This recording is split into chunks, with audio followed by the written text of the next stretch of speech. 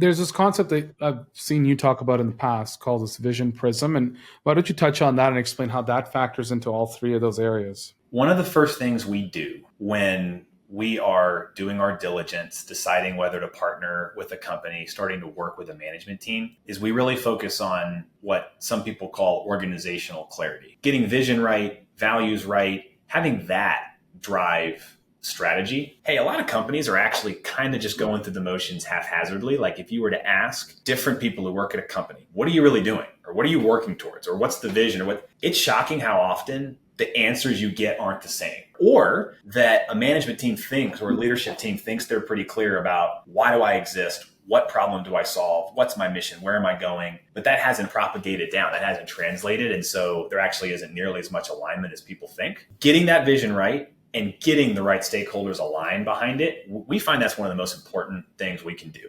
So what's the Vision Prism? The concept is we should know exactly what our vision is. Why does this company exist? What does it do in layman's terms? What are its strategic levers? Where's the market now? Where is it going? What's our place in it? How do we get to leadership? We need to have crystal clear answers to those questions. But that isn't enough. Like it needs to fit like a jigsaw puzzle piece with all the stakeholders who are around the table for our company. If it isn't win-win-win, that's going to be a structural impediment to a company being successful. One facet of the Vision Prism is how do we explain our vision to clients in a really empathetic way that isn't about us, it's actually about the clients. But there's also the employee, contractor, the in the company side of it. There's also the board or the ownership or the shareholder side of it. And all those things need to fit together because a mistake that a lot of companies make is not getting